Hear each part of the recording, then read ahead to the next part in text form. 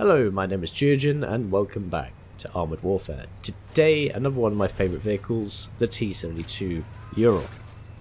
A replay of it before patch 0119 and Balance 2.0 iterations, blah blah blah. Before they change everything basically for better or worse, we will see. Trying to access the PTS, having no luck currently, it keeps locking me out, but maybe sometime soon I'll be able to get on there and tell you my thoughts with some gameplay. Anyway, this vehicle currently as it stands is tier 5. It will be moved down to tier 4, well the normal T-72 Ural. This vehicle will remain at tier 5 but will be renamed the T-72A. So I guess it will get a plique armor, ERA kind of stuff, not a plique armor. Actually, no, does the T-72A have a plique armor on the turret? It doesn't matter. It will change physically and will have better heat protection. But this vehicle has a good upper plate, has a good turret. Its turret ring is a little weak, and the lower plate is bad. Accuracy was fine, but there was an indestructible post there, which means we could not penetrate that target, or rather even hit him. Mobility of the vehicle is great. Going downhill, of course, it's okay in a straight line if you just want to accelerate. Hit points 1555 that I have anyway is fine. Some people decide to improve health more so than I do. I decide to improve damage and accuracy because a lot of Russian weapons, or a lot of Russian tanks rather, have, or Soviet vehicles have poor accuracy and long aim time, but they have high damage, so therefore you need to improve some of those stats in order to make them a bit more competitive at gun handling. But we managed to penetrate his cupola. That is one weakness. It's not a full penetration shot, however, so we only do 150 odd damage.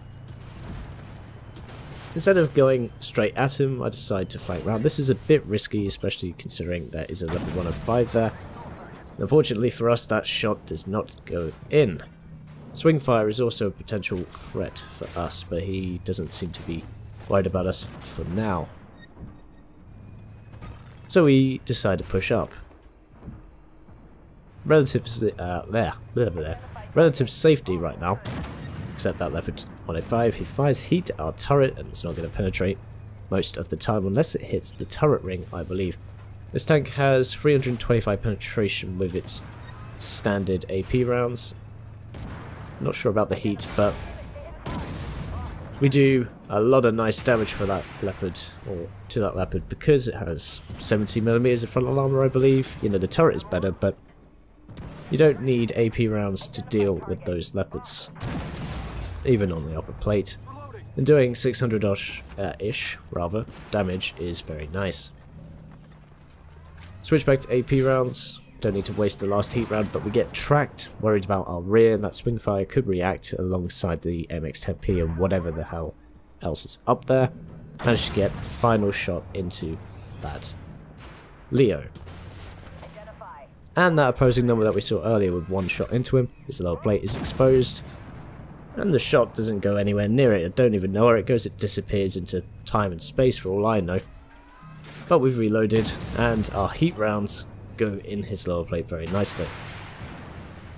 A little higher roll than the previous heat, but got another heat loaded, and there it goes green for just a second, and we can penetrate another heat round, and that means he's on one-shot kill. Load AP, he tracks us, doesn't do any damage, however, we've taken a lot of hits in the tracks, and we're fine. So side scraping isn't as effective as in World of Tanks in this game. Get hit by a swingfire in the back, but we managed to kill that T-72. Our turret takes the second missile, which is quite lucky in fact, as we probably should have, in most circumstances anyway, lost another 300 odd hit points. But yeah, side scraping, and we get a kill on the swingfire. Side scraping doesn't really work too well in this game. On some vehicles it does, like Challenger 2s, but you can see that guy over-angled just a tiny bit, but if you reverse straight back and don't angle at all, you can side scrape. If you're lucky anyway and people shoot you in the tracks at the lower tiers. But for the most part it doesn't really work. Anyway, we're done. 3,000 damage, 3 kills, still a few more targets to deal with, including Beglet Panzer, which is on 6 kills. I'm not sure if it's this one. In fact, it is this one. He's on a one-shot kill, and we take him down. Doing a minimum of about 450 odd damage is really nice in this vehicle. Its reload time is fine. I'm not sure what its DPM is. I could have the stats up. But they're going to be changing, so it might be a little bit pointless.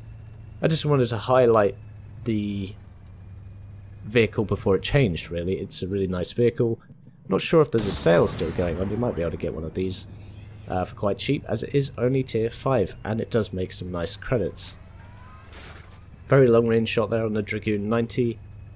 No problem as long as you fully aim the shot.